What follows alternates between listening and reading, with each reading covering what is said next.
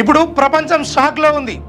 పాకిస్తాన్, ఆఫ్ఘనిస్తాన్ ఇవి రెండు ఇస్లామిక్ దేశాలు. ఒకే మతం, ఒకే సరిహద్దు పంచుకుంటున్న దేశాలు ఇవి. కానీ ప్రస్తుతం తాలిబాన్ పరిపాలనలో తమ దళాలు సరిహద్దులో అనేక మంది పాకిస్తాన్ సైనికులను చంపి బంధించాయని చెప్పిన తర్వాత పాకిస్తాన్ ఒక్కసారిగా ఆఫ్ఘనిస్తాన్పై బహిరంగ యుద్ధం ప్రకటించింది.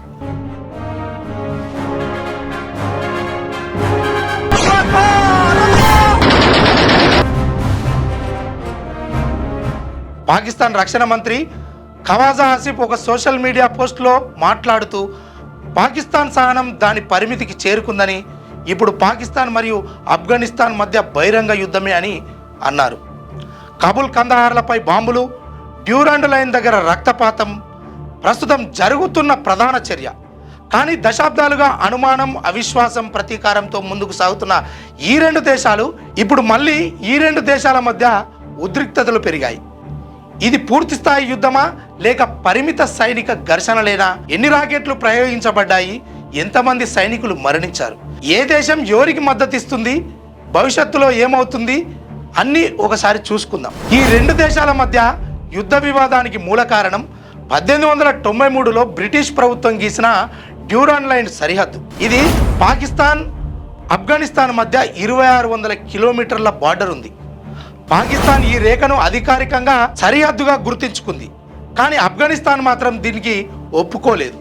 ఈ సరిహద్దు పక్కన ఉన్న ఫస్ట్ పర్చ్యూన్ గిరిజన ప్రాంతాలు రెండు వైపులా విస్తరించి ఉండడంతో ఈ సమస్య మరింత సున్నితంగా మారింది.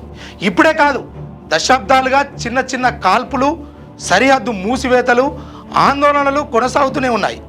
కానీ 2021లో తాలిబాన్ తిరిగి అధికారంలోకి వచ్చిన తరువాత పరిస్థితి కొత్త మలుపు తిరిగింది.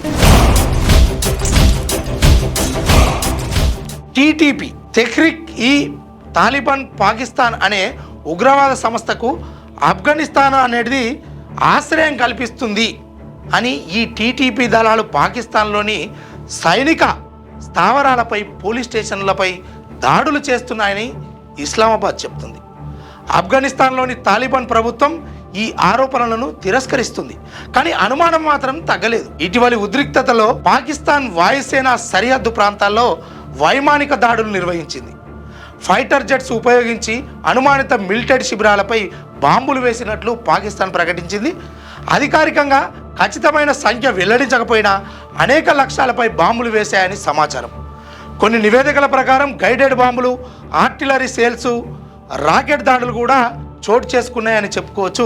ఇక డ్రోన్ల వినియోగం కూడా జరిగినట్టు స్థానిక వర్గాలు చెబుతున్నాయి. ఆఫ్ఘనిస్తాన్ వైపు నుంచి కూడా ప్రతి దాడులు జరిగాయి. సరిహద్దు చెక్పోస్టుల వద్ద భారీ కాల్పులు చోటు చేసుకున్నాయి. సైనికుల మరణాల విషయంలో ఇరువైపుల నుంచి గణాంకాలు వేరువేరుగా ఉన్నప్పటికీ పాకిస్తాన్ చెప్పిన ప్రకారం వందలాది మిలిటెంట్లు హతమయ్యారని చెబుతుంది. ఒక ప్రకటన ప్రకారం పాకిస్తాన్ సైన్యానికి కూడా గణనీయంగా నష్టం వాటిల్లిందని అంటుంది. స్వతంత్ర వర్గాలు మాత్రం సరిహద్దు ఘర్షణలో రెండు వైపులా డజన్ల సంఖ్యలలో మాత్రమే సైనికులు మరణించి ఉండొచ్చని అంచనా వేస్తున్నాయి. సరిహద్దు గ్రామాల్లో నివసిస్తున్న నిరపరాధ ప్రజలు ప్రాణాలు కోల్పోయిన ఘటనలు కూడా నమోదయ్యాయి. పలువురు గాయపడ్డారు. కొంతమంది తమ ఇళ్లను విడిచిపెట్టి వెళ్ళిపోవాల్సిన పరిస్థితి ఏర్పడింది. ఇప్పుడు మద్దతు విషయానికి వస్తే పాకిస్తాన్ సాంప్రదాయంగా కొన్ని గల్ఫ్ దేశాలతో సన్నిహిత సంబంధాలు కలిగి ఉంది. ఆఫ్ఘనిస్తాన్లోని తాలిబాన్ ప్రభుత్వాన్ని అధికారికంగా చాలా దేశాలు గుర్తించలేదు. కానీ కొన్ని దేశాలు వారితో పరస్పర చర్చలు కొనసాగిస్తున్నాయి. అయితే ఇప్పటి వరకు ఎటువంటి పెద్ద దేశం కూడా ప్రత్యక్షంగా సైనికంగా ఈ యుద్ధంలో జోక్యం చేసుకోలేదు. అమెరికా, చైనా, రష్యా వంటి శక్తివంతమైన దేశాలు శాంతి చర్చలు జరపాలని పిలుపునిస్తున్నాయి. ప్రాంతీయ అస్థిరత పెరిగే ఆసియా దేశాలు, ఇరాన్, భారతదేశం వంటి దేశాలపై కూడా ప్రభావం పడే అవకాశం ఉంది. ప్రస్తుత పరిస్థితి ఏమిటంటే పూర్తిస్థాయి యుద్ధం ప్రకటించబడలేదు. కానీ సరిహద్దు వద్ద ఉద్రిక్తతలు మాత్రం ఇంకా కొనసాగుతున్నాయి. సైనిక దళాలు అప్రమత్తంగా ఉన్నాయి. వాణిజ్య మార్గాలు తాత్కాలికంగా మూసివేయబడ్డాయి. రవాణా అంతరాయం కలిగింది. ఆర్థికంగా కూడా రెండు దేశాలు ఒత్తిడిని ఎదుర్కొంటున్నాయి. పాకిస్తాన్ ఇప్పటికే ఆర్థిక సంక్షోభాన్ని ఎదుర్కొంటుండగా ఆఫ్ఘనిస్తాన్ అంతర్జాతీయ ఆంక్షలతో ఇబ్బందులు పడుతోంది. దీర్ఘకాలిక యుద్ధం జరిగితే రెండు దేశాలకు కూడా తీవ్రమైన ఆర్థిక దెబ్బ తగిలే అవకాశం ఉంది. భవిష్యత్తు ఎలా ఉండొచ్చు? ఒకవేళ దౌత్య చర్చలు సఫలమైతే ఉద్రిక్తత తగ్గే అవకాశం ఉంది. కానీ టీటీపీ సమస్య సరిహద్దు వివాదం పరిష్కారం కాకపోతే చిన్న చిన్న ఘర్షణలు కొనసాగవచ్చు.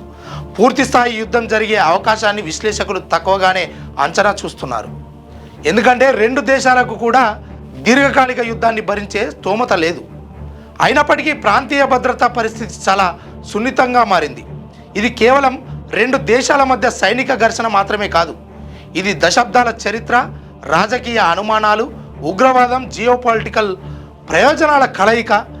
ఈ ఉద్రిక్తతలు మరింత పెరిగితే శరణార్థుల సమస్య వల్ల తలెత్తే అవకాశం ఉంది. ఇప్పటికే లక్షలాది ఆఫ్ఘన్ శరణార్థులు పాకిస్తాన్లో నివసిస్తున్నారు. పరిస్థితి మరింత దిగజారితే వారి భవిష్యత్తు కూడా అనిశ్చితంగా మారుతుంది. మొత్తానికి ఆఫ్ఘనిస్తాన్ మరియు పాకిస్తాన్ మధ్య ఉన్న ఈ ఉద్రిక్తతలు ప్రాంతీయ శాంతికి సవాలు విసురుతున్నాయి. ప్రస్తుతం పరిమిత స్థాయిలో ఉన్న సైనిక చర్యలు భవిష్యత్తులో ఎలా మారుతాయో దౌత్య చర్చలపైనే ఆధారపడి ఉంది. ప్రపంచ దేశాలు శాంతి కోసం పిలుపునిస్తున్నాయి. రెండు దేశాల ప్రజలు మాత్రం యుద్ధం కాకుండా శాంతినే కోరుకుంటున్నారు. మీరు తెలుగు స్పష్టంగా చదవగలుగుతారా? తెలంగాణ యాస మీద మంచి పట్టు ఉందా?